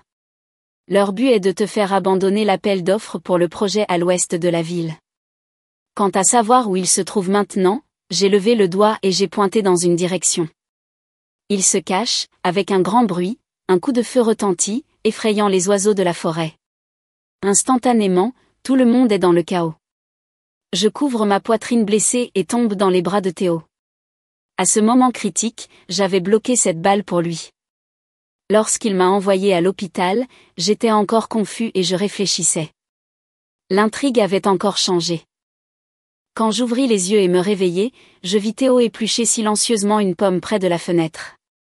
Ses mouvements étaient propres et nets, épluchant la peau de la pomme en une longue bande. Voyant que j'étais réveillée, il sourit et me tendit la pomme. Je fronçai les sourcils. Je n'aime pas les pommes. Je veux une pêche. Il hocha la tête et jeta négligemment la pomme dans la poubelle. Puis il prit une pêche dans le panier de fruits et continua à l'éplucher. Tout en l'épluchant, il demanda, « Me reconnais-tu » En entendant cela, j'eus des sueurs froides et je me rendis compte à ce moment-là à quel point les mots que j'avais prononcés dans la forêt étaient audacieux. Maintenant, je crains que cela n'ait fait qu'éveiller encore plus ses soupçons. Mais je savais que même si Théo semblait accepter les avances de tout le monde en apparence, il détestait en réalité les filles qui se jetaient sur lui. Pour le dégoûter de moi et le faire rester le plus loin possible de moi, je ne pouvais que lui faire un air timide. J'aime le jeune maître Théo depuis longtemps. Je t'ai secrètement accordé de l'attention, jeune maître Théo. J'ai toujours rêvé de devenir ta petite amie. Je me suis même rapproché de lui avec audace, nos souffles entremêlés, créant une atmosphère ambiguë, surtout avec mes cils tombants et mon cou exposé. Jeune maître Théo, s'il te plaît, aime-moi. Du coin de l'œil, je ne vis que la pomme d'Adam de l'homme bouger tandis qu'il disait d'une voix basse et rauque, d'accord. Moi. J'avais l'impression d'avoir survécu à un désastre lorsque je me suis échappé du service. Je l'avais repoussé brusquement en lui disant que j'étais pressé d'aller aux toilettes. Lorsque je suis parti, je sentais encore le regard profond de l'homme fixé sur moi. Alors que j'étais sur le point de retourner dans la salle, j'ai vu Jasper protéger Lilian et sortir d'une autre salle pas à pas. Mes pas se sont arrêtés presque imperceptiblement. J'avais initialement prévu de passer devant eux sans regarder de côté, mais quand j'ai pensé à ma mission, je n'ai pu que m'arrêter et faire semblant de demander « Bonjour. Pourriez-vous me dire où se trouvent les toilettes ?» Lilian m'a dit de tourner à droite et de marcher 10 mètres. J'ai hoché la tête, puis mes yeux se sont posés sur Jasper et j'ai demandé « Est-ce ton petit ami ? Vous avez l'air si bien assorti. Quelle aide précieuse. » Lilian jeta un coup d'œil à Jasper, rougit et ne dit rien. Contre toute attente, Jasper répondit soudain « Non ». Le visage de Lilian pâlit et mes mains tremblèrent un peu. À ce moment-là, une voix se fit entendre derrière moi. « Alors, tu es là. » Théo s'avança et passa naturellement son bras autour de moi. Les yeux de Jasper et de Lilian se posèrent sur moi en même temps. Lilian serra les dents et dit « Théo, qui est cette femme ?» Jasper dit « Quelle est ta relation avec elle ?» Théo répondit avec un sourire « Elle veut être ma petite amie, mais je dois encore y réfléchir. » Moi ? Lilian hurla « Non. Je ne suis pas d'accord. » Jasper fronça également les sourcils et dit « Puisque Lilian t'aime, tu devrais être responsable d'elle. » Théo haussa les sourcils et ses paroles étaient remplies d'une fierté dédaigneuse « Responsable ? Si je devais être responsable de chaque femme qui m'aime, comment pourrais-je le gérer ? Pourquoi ne prends-tu pas la responsabilité de cette petite admiratrice qui t'aime ? Oh, attends, j'ai entendu dire qu'elle avait disparu récemment. Jasper, tu sembles terriblement calme à ce sujet. Dès que Théo m'a mentionné, l'expression de Jasper a changé plusieurs fois. Finalement, il a juste dit « Je vais la retrouver. » Et ça ne te regarde pas. Il parla mot à mot, en serrant les dents. À ce moment-là, le téléphone portable de Jasper sonna soudainement. Il ouvrit le téléphone avec une expression vide, mais ses doigts se resserrèrent soudainement. Théo avait l'œil vif et remarqua le message d'un coup d'œil. Il ricana, « Le crématorium de North Road ? Pourquoi vas-tu là-bas ? » Je fus surpris et une légère tristesse envahit mon cœur. Demain, c'était mon enterrement. Soudain, ma joue s'est pincée. J'ai levé les yeux et j'ai réalisé que Théo les avait déjà laissés avec moi. Il ouvrit la portière de la voiture et fit un geste de la main. J'étais encore dans un état second lorsque je me suis assise à côté de lui. Comment ai-je pu me faire enlever comme ça ? Seule la voix déchaînée de Théo résonna, « Demain, je vais au crématorium pour participer à la fête. » Il tourna la tête et me regarda d'un air indiscutable, « Tu viens avec moi. » Moi. Le lendemain matin, quand je descendis, je vis le jeune maître de la famille de Théo, habillé en costume, déjà assis dans la voiture qui m'attendait. Ses cheveux étaient peignés en arrière, révélant ses traits audacieux et débridés. Lorsque nous sommes arrivés en voiture, il avait déjà commencé à pleuvoir. Seule la voix au cœur brisé de ma meilleure amie est venue de loin, « Que dois-je dire pour te faire croire qu'elle est partie ?» Mon cœur a fait un bond, j'ai accéléré le pas et j'ai avancé, seulement pour entendre Jasper dire froidement, « Je suis déjà arrivé. » Est-ce qu'elle va encore se cacher ? Il s'est débarrassé de ma meilleure amie et a commencé à chercher autour de moi en criant, « Wendy, sors.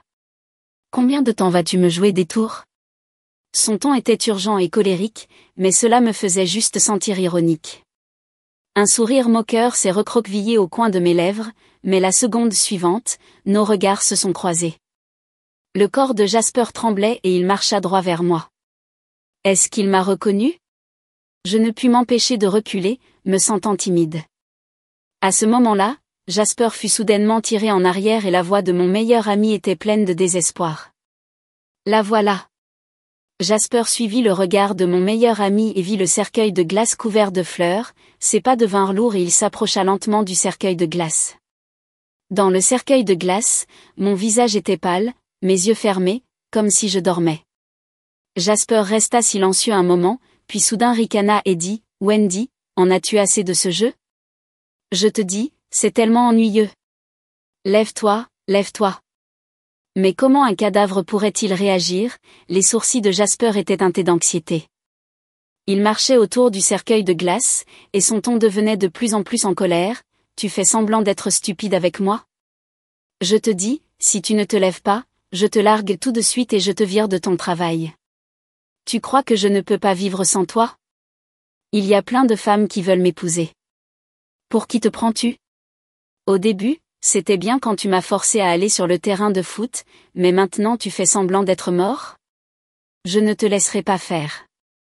Peut-être que son regard était trop terrifiant, Lilian ne put s'empêcher de dire, Jasper, elle a vraiment l'air morte. Tais-toi. Jasper tourna soudain la tête et la fusilla du regard avec férocité. Lilian ne put s'empêcher de reculer d'un pas car les yeux de Jasper étaient injectés de sang à ce moment-là, faisant ressembler ses traits de visage nobles et froids à ceux d'un fantôme féroce. Quelques ouvriers s'approchèrent, soulevèrent le cercueil de glace et le déposèrent sur le tapis roulant. La machine commença à fonctionner et au bout du tapis roulant se trouvait un incendie qui faisait rage.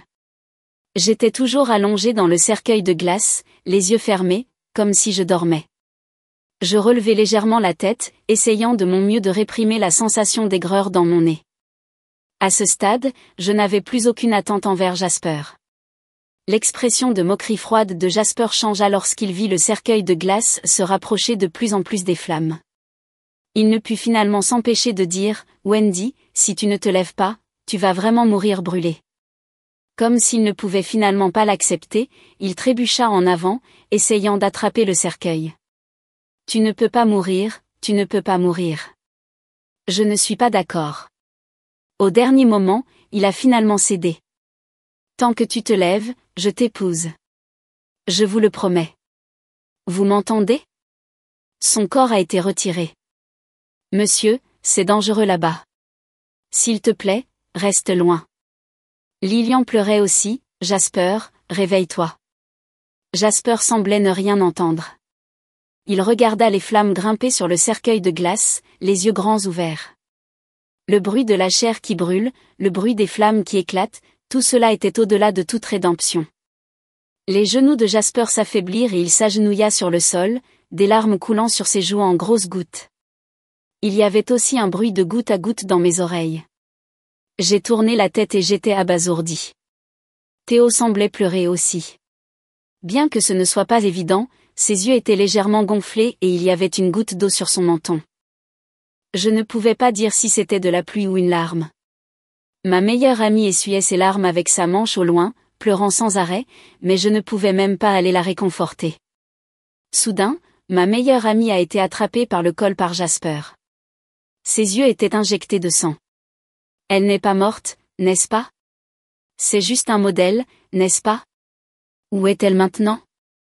Son état était si fou que c'était vraiment effrayant.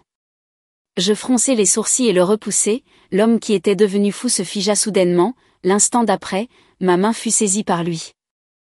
Lentement, très lentement, il tourna la tête pour me regarder et appela d'un ton extrêmement sûr, « Wendy ». Mon cœur a fait un bond. Comment pouvait-il me reconnaître? Pour l'entendre dire encore une fois, « Mais où est-elle » J'ai poussé un soupir de soulagement et j'ai essayé de dire d'un ton calme, « Tu parles de cette jeune femme? Elle a déjà été incinérée. Nous l'avons tous vue de nos propres yeux. » Jasper ne dit rien. Il fixait simplement ma main gauche, la tête baissée. À cause de la nervosité, mon pouce gauche frottait inconsciemment mon index. C'était mon comportement habituel. Oh non! Comme si j'étais brûlée, j'ai immédiatement lâché ma main et j'ai souri, mon doigt a été piqué par un moustique tout à l'heure.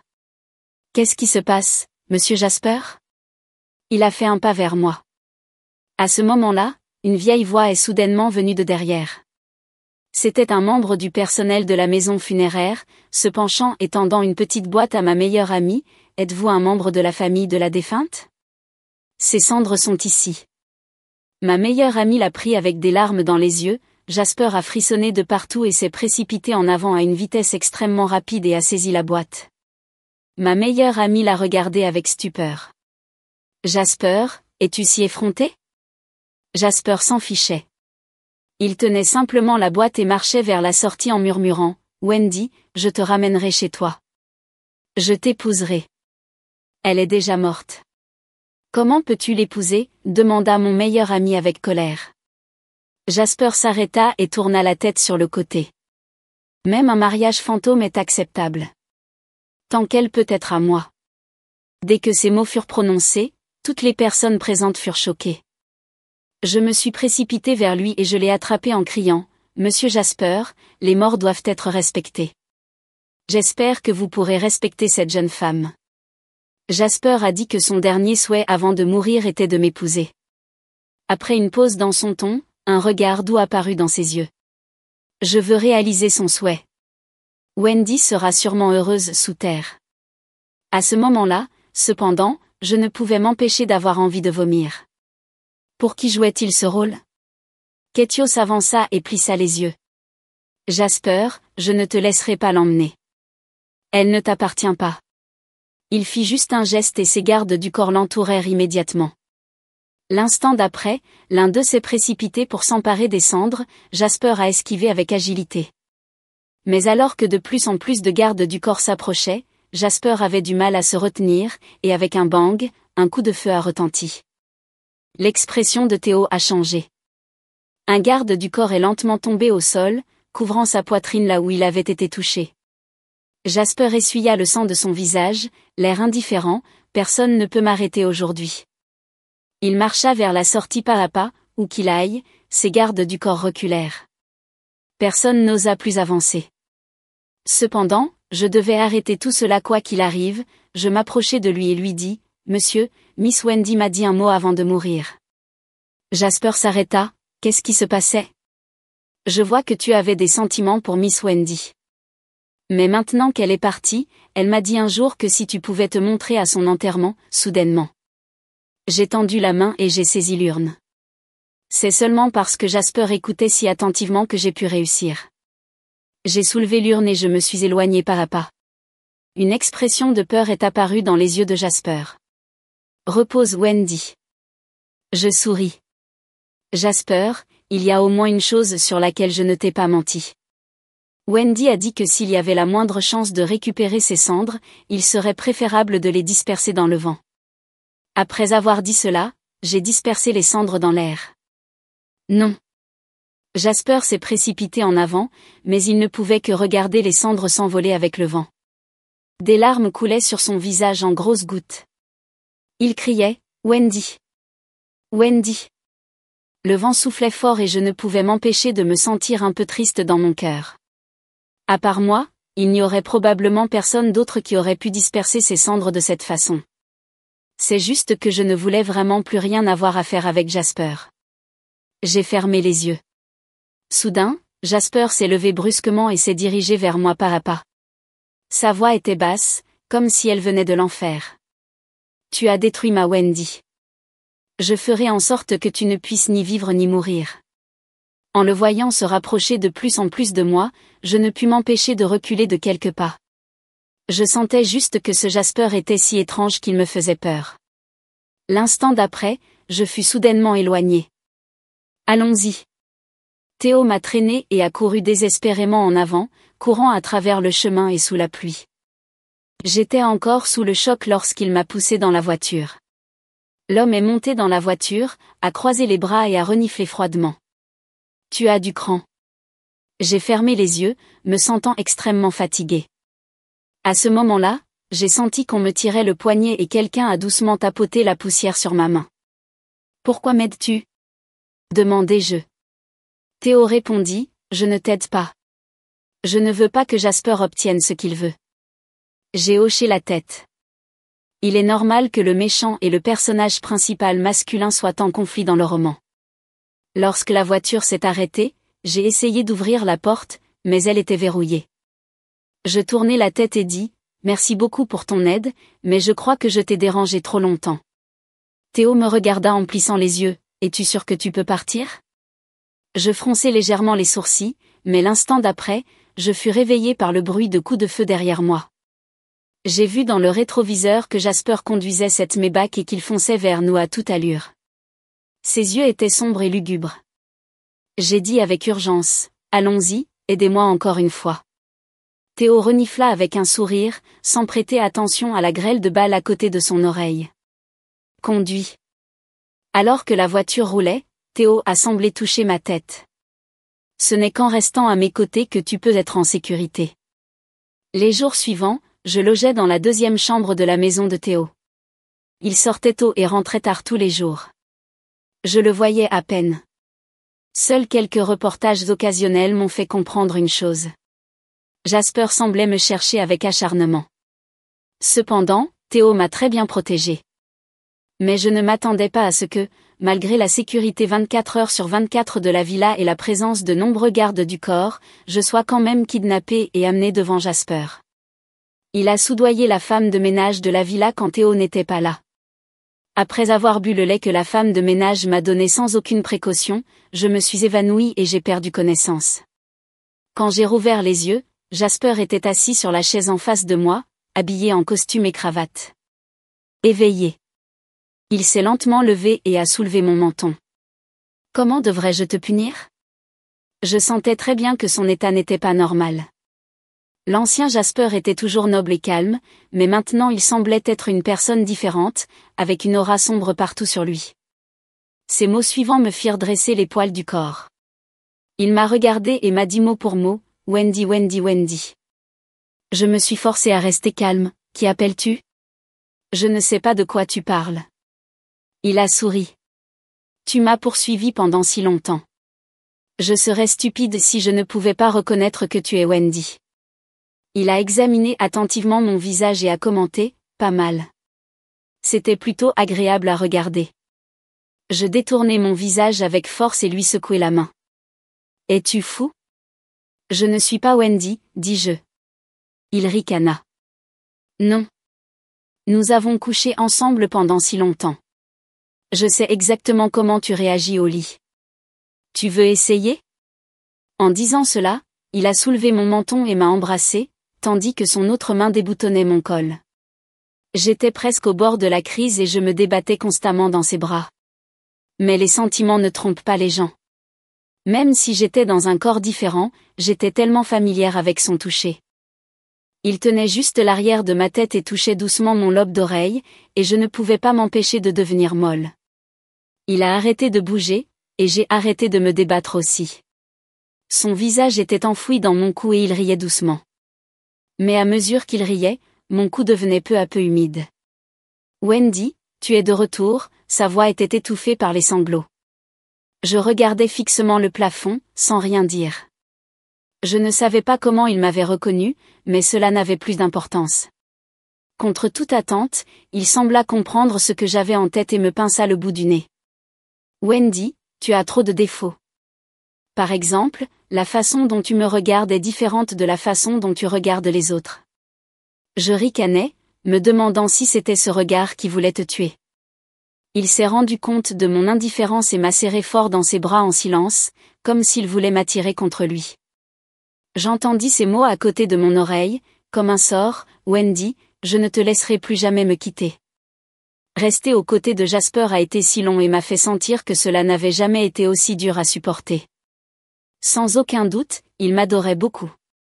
Il s'occupait de presque tout ce que je faisais tout seul. Chaque matin, il me portait jusqu'à l'évier, me pressait du dentifrice et me préparait le petit déjeuner, mais il ne me laissait jamais quitter cette maison.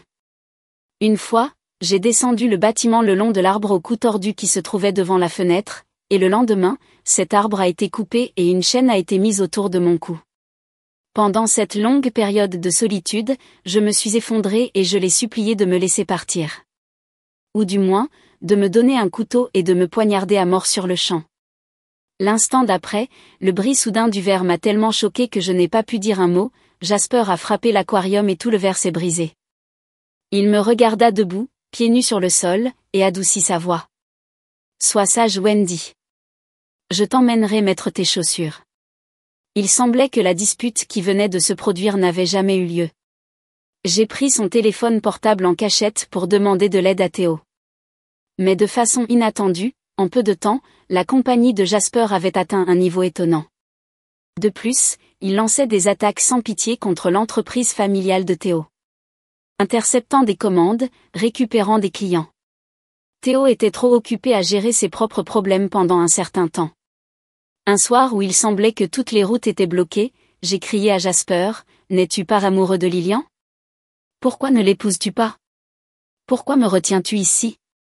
Va-t'en. » Après un moment de silence, j'ai vu ses yeux s'illuminer peu à peu. Je pensais avoir enfin réveillé sa conscience. Parce que dans les jours qui ont suivi, il ne m'a plus vraiment attachée. Un matin, Jasper m'a relevé et a demandé à quelqu'un de m'habiller très joliment. Il m'a emmené au terrain de football d'origine. Des gens jouaient au foot sur le terrain en contrebas, mais ils ne les regardaient pas. Sa voix était un peu étranglée. Wendy, on nous a beaucoup manqué dans le passé. J'avais une expression vide et je ne répondis pas. Je me demandais s'il allait enfin me laisser partir. Mais l'instant d'après, il dit soudain, ne nous manquons plus l'un l'autre. Il se leva et sortit une petite boîte carrée de sa poche.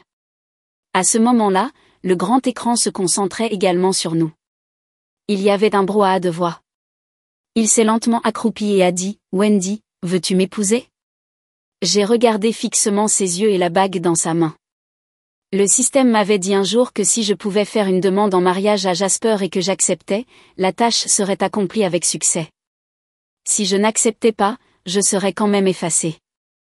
Comme au début, je tomberais devant tout le monde avec un bruit sourd, mais cette fois, je ne me réveillerai peut-être plus jamais, devrais-je survivre? Je me suis demandé dans mon cœur. Mais à ce moment-là, je savais très clairement quelle était ma réponse. Je l'ai regardé et j'ai dit doucement un mot. Non. J'ai vu le visage de Jasper pâlir rapidement. Le mien aussi. Je savais que le système extrayait à nouveau mon âme. Je continuai à parler. Jasper, je t'aimais beaucoup, mais tu n'avais jamais remarqué mon existence. Grâce à un mot de Lilian, tu as pu me laisser seule au cinéma et me laisser t'attendre jusqu'au petit matin avant de revenir. Mais en fait, j'ai compris. Tu n'as pas tort non plus. Tu ne m'aimes tout simplement pas. Les lèvres de Jasper bougèrent plusieurs fois et il murmura, non? Je ne connaissais pas mon cœur à ce moment-là. Je l'ignorais, me levai et regardai autour de moi, rencontrant les expressions perplexes ou ambiguës de tout le monde. Je t'ai aussi demandé en mariage sur ce terrain de football à ce moment-là. Si tu m'avais menti et dit oui, j'aurais pu survivre à ce moment-là, au lieu de regarder mon corps brûler, au lieu d'être forcé par toi à choisir de disperser mes propres cendres. Je ne t'aime plus. Et je ne te déteste pas non plus. Je veux juste te dire que je suis le genre de personne qui peut lâcher prise quand il est temps de lâcher prise et ne jamais regarder en arrière. Quand j'ai fini la dernière phrase, j'ai vu Jasper se couvrir le visage et crier de douleur. J'ai vu l'expression de haine et de jalousie de Lilian. J'ai vu Théo debout dans la foule, arborant toujours un sourire fier mais avec une approbation dans les yeux. Le monde devant moi s'est effondré. La voix mécanique du système disparu depuis longtemps résonnait à mes oreilles, annonçant l'échec de la tâche. Je fermai les yeux et ne m'attardai plus dans ce monde. Avec un bruit sourd, je tombai lourdement d'une hauteur, frottant mes genoux douloureux, je me relevai. Mais la seconde suivante, j'étais abasourdi. Devant moi se trouvait la porte de la communauté. Le panneau publicitaire du petit magasin brillait toujours de mille feux. Les gens allaient et venaient comme d'habitude et le soleil brillait dans le ciel. Tout semblait être un après-midi ordinaire quand je suis sorti acheter des encas après avoir lu un roman. Tout était dans le monde ordinaire. Après un moment, j'ai couvert mon visage. Les larmes ont coulé entre mes doigts. Je suis de retour. La fin.